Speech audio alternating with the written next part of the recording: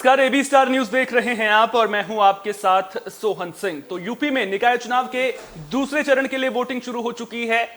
मतदाताओं में उत्साह देखने को मिल रहा है। पोलिंग बूथों में सुरक्षा के पुख्ता इंतजाम देखने को मिल रहे हैं। आपको बता दें कि 9 मंडलों के 37 जिलों में आज वोटिंग की जा रही है, जिसको लेकर प्रशासन ने चाक चौबंद व्यवस्था कर रखी है। बड़ी खबर के जरिए समझने की कोशिश करते हैं कि आखिर क्या कुछ निकाय चुनाव में खास है। आपको बता दें कि यूपी में निकाय चुनाव के दूसरे चरण के लिए वोटिंग की जा रही है। 38 जिलों में निकाय चुनाव के लिए वोटिंग हो रही है।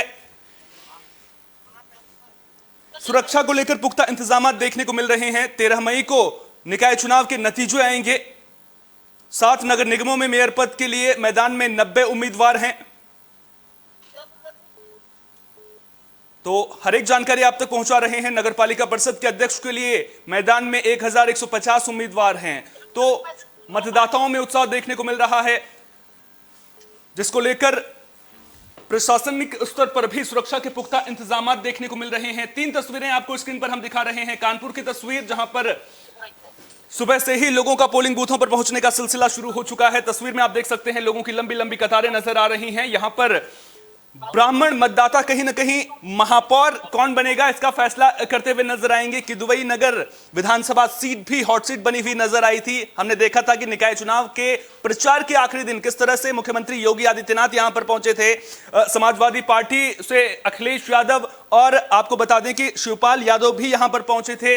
और कुल मिलाकर नजर कानपुर पर इसलिए भी खास है क्योंकि तीनों जो पार्टियां हैं उन्होंने ब्राह्मण चेहरों पर दांव खेला है। और कांग्रेस भले ही विधानसभा चुनाव में हार का सामना उन्हें करना पड़ा था, लेकिन कांग्रेस पार्टी भी ब्राह्मण वोट बैंक में सेंधमारी करती हुई नजर आ रही है। कांग्रेस पार्टी ने भी ब्राह्मण प्रत्याशी उतारा है। तो कानपुर की जो सीट है वो हॉट सीट बनती हुई नजर आ रही है। और फोकस किदवई नगर विधानसभा सीट पर ज्यादा देखने को मिला था, लेकिन कानपुर में बाजी कौन मारेगा, मेयर कौन बनेगा, यह सवाल अभी भी जस का तस बना हुआ है। लोग बड़ी संख्या में पहुंच रहे हैं, मतदान करते हुए नजर आ रहे हैं। दूसरी तस्वीर हापुड़ की आपको नजर आ रही है। देखिए यहां पर किस तरह से लंबी लंबी कतारें लोगों की नजर आ रही हैं। पुलिसकर्मी मौके पर तैनात नजर आ रहे हैं। सुरक्षा के पुख्ता इंतजाम नजर आ रहे हैं और लोगों में मतदान को लेकर उत्साह देखने को मिल रहा है। जहां एक और बीजेपी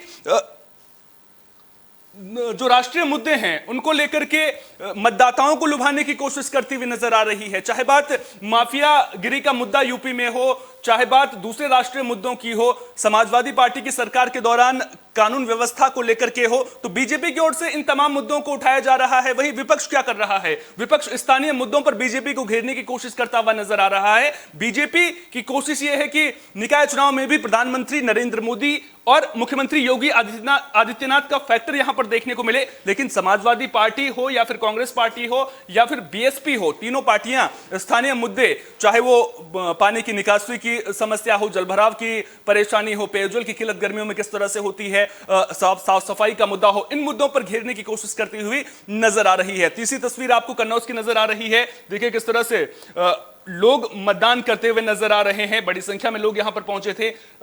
महिलाओं के लिए अलग से सखी बूथ भी बनाया गया था। तो कुल मिलाकर व्यवस्थाएं प्रशासन की ओर से चाक चौबंद नजर आ रही हैं और मतदान शांतिपूर्वक तरीके से हो, किसी तरह की कोई अप्रिय घटना ना हो, इसको लेकर के व्यवस्थाएं दुरुस्त नजर आ रही हैं। चारों तस्वीरें आपकी स्क्रीन पर है। एटा की तस्वीर आपकी स्क्रीन पर है, बागपत की तस्वीर आपकी स्क्रीन पर है, फर्रुखाबाद की तस्वीर आपकी स्क्रीन पर है और गाजियाबाद की तस्वीर भी आप अपनी स्क्रीन पर देख सकते हैं, जहां मतदान के बाद महिलाएं अपना वोटर कार्ड दिखाती हुई नजर आ रही हैं।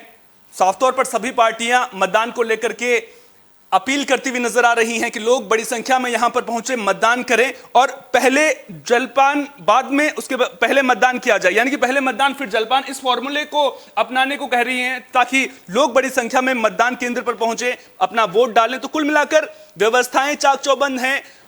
मतदाताओं में उत्साह देखने को मिल रहा है। पोलिंग बूथों पर लाइनें भी देखने को मिल रही हैं और जैसे जैसे दिन बीतेगा वैसे वैसे जो लोगों के आने का सिलसिला है उसमें भी इजाफा कहीं ना कहीं देखने को मिलेगा। तो हर्षोल्लास जरूर देखने को मिल रहा है। ये तस्वीरें आप फुल स्क्रीन अपनी स्क्रीन पर देख सकते हैं, जहां पर निकाय चुनाव को लेकर के लोगों में उत्साह भी देखने को मिल रहा है और बड़ी संख्या में यहां पर आप देख सकते हैं किस तरह से ये महिला अपना वोट डालने के लिए यहां पर पहुंच रही थी। तो गड़बड़ी ना हो, अति संवेदनशील बूथ भी बनाए गए हैं, अति संवेदनशील प्लस बूथ भी बनाए गए हैं। कुल मिलाकर व्यवस्थाएं चाक चौबंद हैं और प्रशासन किसी भी तरह की कोर कसर छोड़ता हुआ नजर नहीं आ रहा है। लेकिन अगर यूपी नगर निकाय के दूसरे चरण की बात करें तो सियासी दलों के लिए यह किसी बड़ी परीक्षा से कम नहीं है। यह कहना भी गलत नहीं होगा कि दूसरा चरण असल में सियासी दलों के लिए किसी अग्नि परीक्षा से कम नहीं है। 11 मई यानी कि आज वोटिंग हो रही है। बीजेपी हो, सपा हो या फिर बसपा हो, तीनों के लिए ही दूसरा चरण चुनौती पेश करता हुआ नजर आ रहा है। सियासी दलों के लिए नगर निकाय चुनाव क्यों महत्वपूर्ण है, यहां पर यह समझना बेहद जरूरी है। और 2024 के जो लोकसभा चुनाव होने हैं उससे पहले सभी पार्टियों के पास अपने जनाधार को टटोलने की एक कह सकते हैं कि उनके पास एक मौका अपने जनाधार को टटोलने का है कि वोटरों का मिजाज किस तरह का है। दूसरी तरफ स्थानीय स्तर पर जनता क्या सोच रही है यह भी परखने का पार्टियों के पास में सुनहरा मौका है। बीजेपी के लिए अगर बात करें तो जो यूपी की सभी 17 नगर निगम की सीटें हैं उन पर कमल बीजेपी खिलाना चाहती है और अगर ऐसा होता है तो बीजेपी के लिए यह बहुत बड़ी कामयाबी 2024 के चुनाव से पहले होगी। पहले चरण में अगर बात करें तो पहले चरण में महापौर के लिए 10 सीटों पर चुनाव हुआ था और 2017 में जब नगर निकाय के चुनाव हुए थे जो पहले चरण में 10 सीटें महापौर की थी उन सभी 10 सीटों पर बीजेपी का कमल खिला था। लेकिन दूसरा चरण क्यों खास हो जाता है, यहां पर 10 नगर निगम के लिए चुनाव होना है, उनमें से 2 सीट ऐसी हैं जिन पर 2017 में बीएसपी ने जीत दर्ज की थी। बात आप मेरठ की करें या फिर अलीगढ़ की करें तो 2017 के चुनाव में मेरठ और अलीगढ़ में बीएसपी ने जीत दर्ज की थी। तो अगर बीजेपी इस बार मेरठ और अलीगढ़ में जीत दर्ज करती है तो बीजेपी के लिए यह बहुत बड़ी जीत होगी। लेकिन परिणाम क्या कुछ आएंगे इस पर नजरें 13 मई को लगातार हमारी बनी रहेंगी। उस दिन भी हम आपको पल पल की अपडेट देते रहेंगे। समाजवादी पार्टी की बात करें तो पिछले कई सालों से शाहजहांपुर की हवा को भांपते हुए यानी कि शाहजहांपुर में पहली बार महापौर के लिए चुनाव हो रहा है लेकिन वहां पर समाजवादी पार्टी का सिक्का बोलता है। तो ऐसे में कहीं ना कहीं बीजेपी पहली बार जब महापौर का चुनाव हो रहा है तो जिस तरह का वहां पर रुझान था उसको देखते हुए समाजवादी पार्टी की जो उम्मीदवार अर्चना वर्मा थी उसको बीजेपी अपने पाले में करने में कामयाब रही थी। अब ऐसे में क्या अर्चना वर्मा के शाहजहांपुर में बीजेपी के पाले में आने के बाद जो बीजेपी की दिक्कतें हैं वो कम हो पाएंगी, क्या बीजेपी वहां पर चुनाव जीत पाएगी, ये भी देखने वाली बात होगी। तो ऐसे ही बहुत सारी सीटें हॉट सीट बनी हुई हैं और देखना दिलचस्प होगा कि इस बार निकाय चुनाव में आखिरकार बाजी कौन मारता है।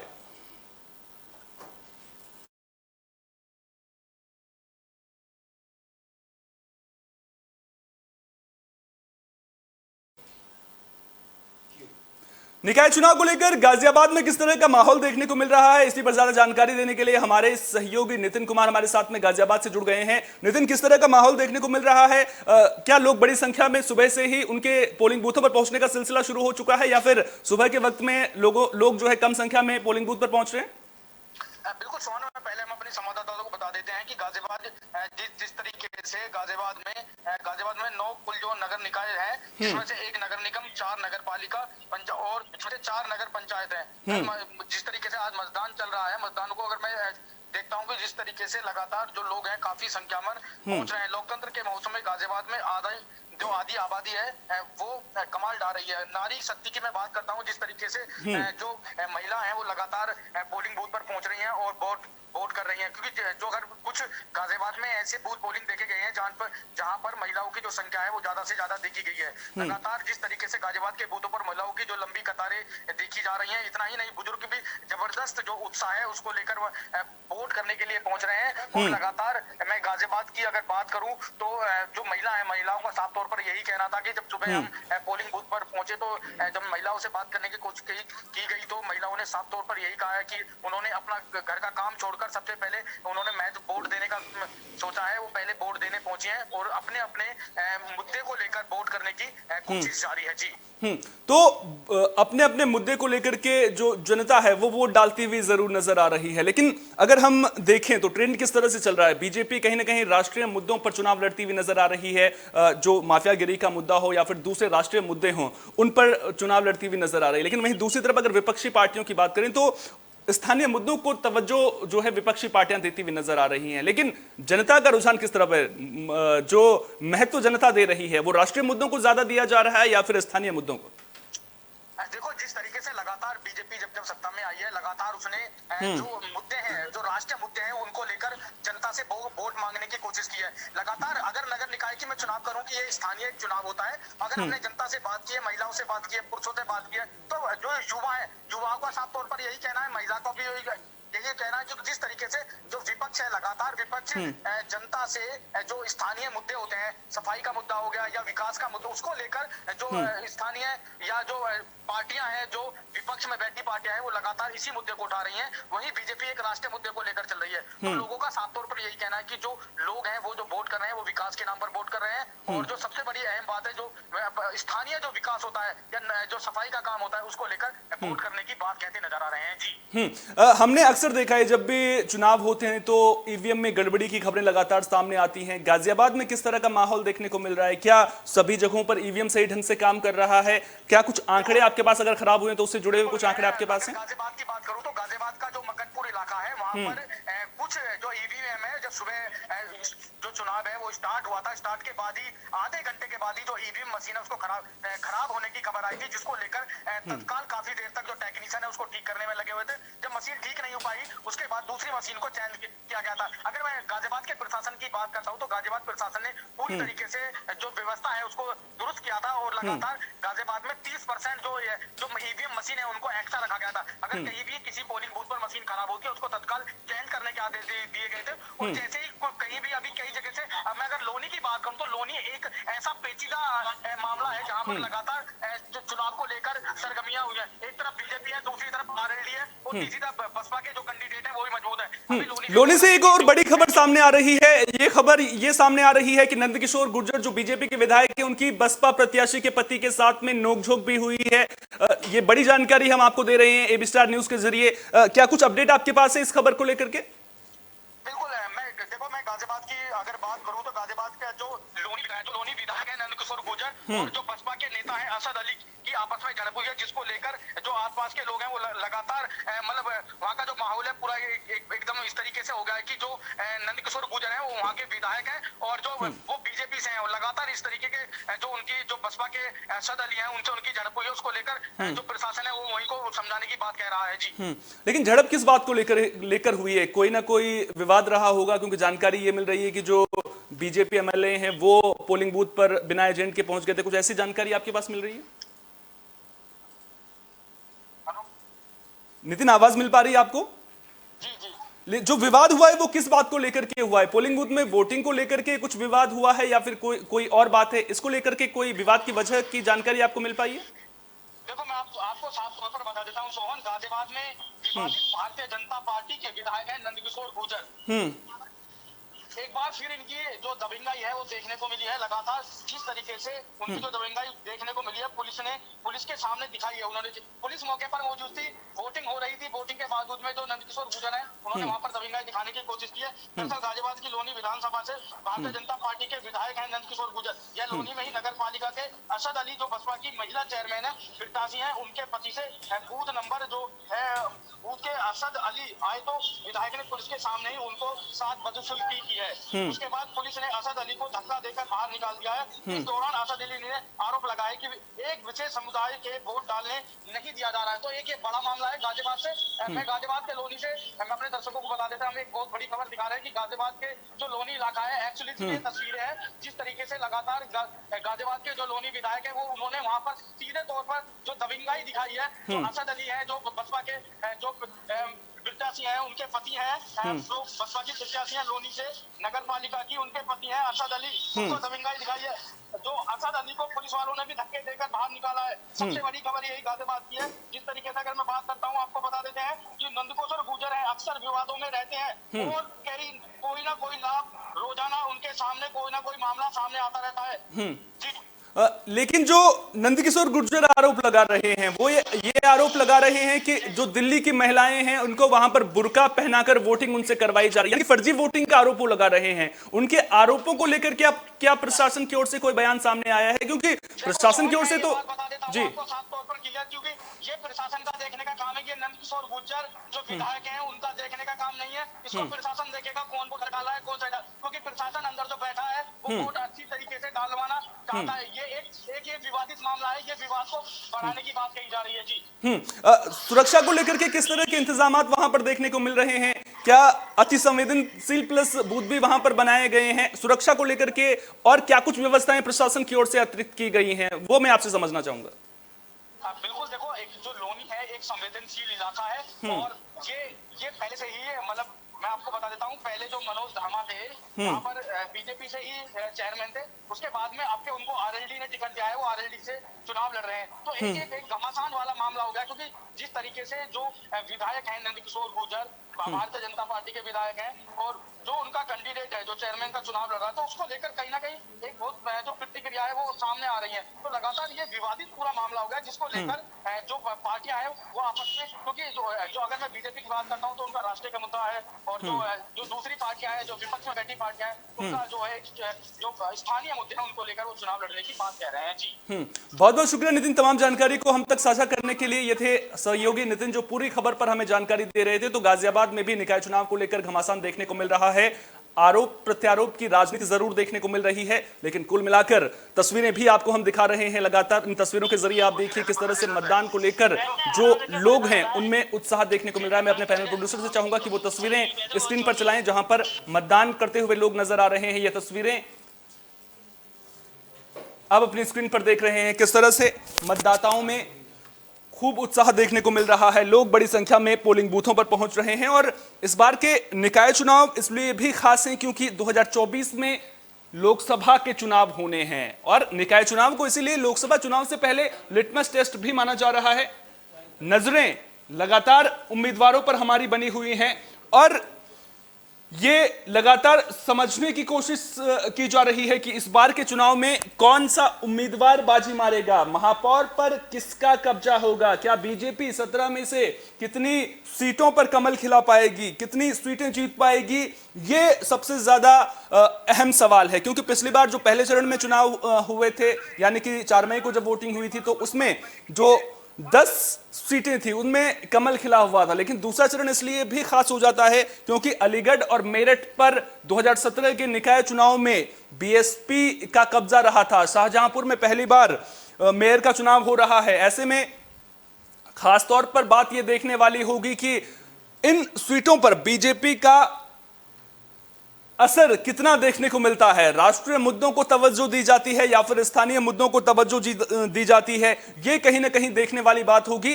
कुल मिलाकर निकाय चुनाव को लेकर खूब घमासान देखने को मिल रहा है। लगातार हम आप तक एक एक डिटेल निकाय चुनाव से जुड़ी हुई पहुंचा रहे हैं, और वोटिंग को लेकर के रुझान अभी तक जिस तरह से देखने को मिल रहा है, सुबह से ही मतदाताओं की लंबी लंबी लाइनें देखने को मिल रही हैं। यानी कि मतदाता सुबह के वक्त में बड़ी संख्या में पोलिंग बूथों पर पहुंच रहे हैं और अपने मताधिकार का प्रयोग करते हुए नजर आ रहे हैं।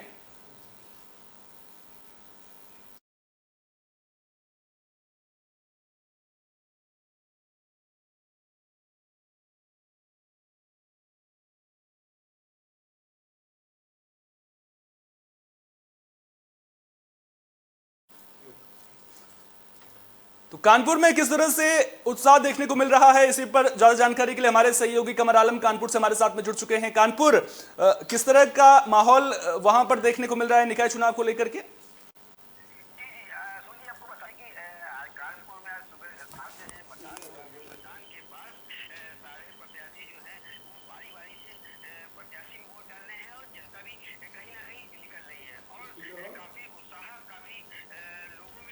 है कि यहाँ पे हर युग का, चाहे वो बच्चा हो, वो युवक हो, यंग ओल्ड हो या कोई भी हो, मगर बढ़ चढ़ के लोग इसमें हिस्सा ले रहे हैं और कहीं ना कहीं अच्छे से वोट डाल रहे हैं, और काफी उत्साह लोगों में भी है। और कहीं ना कहीं कुछ बूथों पे ऐसा है, कुछ ऐसी खबरें मिल रही है कि लोग बूथों पे गड़बड़ कर रहे हैं, मगर प्रशासन जो इतना है इतना सख्त हो गया, इतनी सख्ती किए हुए है कि कहीं ना कहीं ऐसी कोई सूचना मिलती है तो तुरंत उस पर एक्शन ले रही है। और यहाँ पे जो सुरक्षा व्यवस्था है वो काफी अच्छी किए हुए हैं। लेकिन एक बड़ी खबर निकलकर सामने आ रही है कि जो नगर पालिका अध्यक्ष पद की प्रत्याशी हैं, उनके पति को गोली मारने का मामला सामने आया है। ये बड़ी जानकारी विस्तार न्यूज के जरिए हम दे रहे हैं, क्या इसको लेकर के कोई जानकारी आप तक पहुंच पाई है? जी, ऐसी सूचना मिली और मिलने के बाद यहाँ जो प्रशासन है वो अलर्ट हो गया है। और यहाँ पर जो ये खबर थी इसमें अभी सही से पुष्टि नहीं की जाती, मगर हाँ ऐसी सूचना मिली थी। उसके बाद यहाँ के लोग जो है वो यहाँ पे उसकी वो चल रही है। पुलिस भी अभी जब पुलिस से पूछा गया तो ये पुलिस ने कहा कि उसकी जांच कर रहे हैं और अभी ऐसा कोई सामने नहीं आया है, मगर ऐसी जो खबर हो रही है इसमें जांच चल रही है। तो जानकारी के लिए हम अपने दर्शकों को बता दें कि जो घाटमपुर से प्रत्याशी हैं स्नेहलता, उनके पति को गोली मारने का मामला सामने आया है। ऐसी जानकारी जरूर निकलकर सामने आ रही है, लेकिन जिस तरह से बता रहे हैं कि इसकी आधिकारिक तौर पर पुष्टि नहीं हुई है, पुष्टि होने का भी इंतजार है। लेकिन जो खबरें निकलकर सामने आ रही हैं वो ये बता रही हैं कि उन्हें इलाज के लिए अस्पताल में भी भर्ती कर दिया गया है। कानपुर में निकाय चुनाव को लेकर के कमर में आपसे समझना चाहूंगा किस तरह का ट्रेंड वहां पर देखने को मिल रहा है। हमने देखा था कि जब प्रचार का आखिरी दिन था तो वहां पर मुख्यमंत्री योगी आदित्यनाथ पहुंचे थे, केशव प्रसाद मौर्य पहुंचे थे और किदवई नगर जो विधानसभा है वो हॉट सीट बनती हुई नजर आ रही थी, इसलिए क्योंकि वहां पर ज्यादा चुनाव प्रचार होते हुए हमने देखा है। रीजन क्या ब्राह्मण चेहरों पर दांव लगाना ही आप इसे समझते हैं? जी जी जी, आपको बता दें क्योंकि ये जो चुनाव है यहाँ पे जो ये नगर निगम चुनाव है, जो यहाँ पे इससे पहले प्रत्याशी थे वो बीजेपी के थे और यहाँ पे जो 110 सीटें पार्षद की हैं वो कहीं ना कहीं बीजेपी के खाते में थी। अच्छी खासी सीटें थी, फुल बहुमत से यहाँ पे उन्होंने अपना मेयर बनाया था। और कारण में इसके बाद यहाँ पे आपको बता दें कि यहाँ पे जो वोटर संख्या है वो ब्राह्मण की ज्यादा है और ब्राह्मण कहीं ना कहीं और उसमें हावी पड़ता है। मगर वही आपको बता दें कि जब अभी चुनाव से पहले रोड शो और प्रचार के लिए यहाँ पे मुख्यमंत्री योगी आदित्यनाथ आए थे और उसके बाद उन्होंने उसी दिन कानपुर में अखिलेश यादव भी थे जो पूर्व सीएम सपा के हैं, वो भी यहाँ पे आए थे और उसी को लेकर जो यहाँ के विधानसभा अध्यक्ष सतीश महाना जो अपने मेयर की प्रचार कर रहे थे और उनकी सुन रहे थे, वहीं इनका आमना सामना भी हुआ और काफी झड़प भी हुई, जिसको लेकर यहाँ पे गर्मा गर्मी भी हुई। मगर प्रशासन ने यहाँ पे उसको काफी संभाल कर और दोनों को समझा बुझा के अपने अपने उसमें निकाल दिया। मगर कहीं ना कहीं देखा जाए कि आपकी जो वोटर है वो जा चुका है और कहीं ना कहीं वो अपने मतदान का सही से प्रयोग कर रहा है और बढ़ चढ़ के वोट डाल रहा है।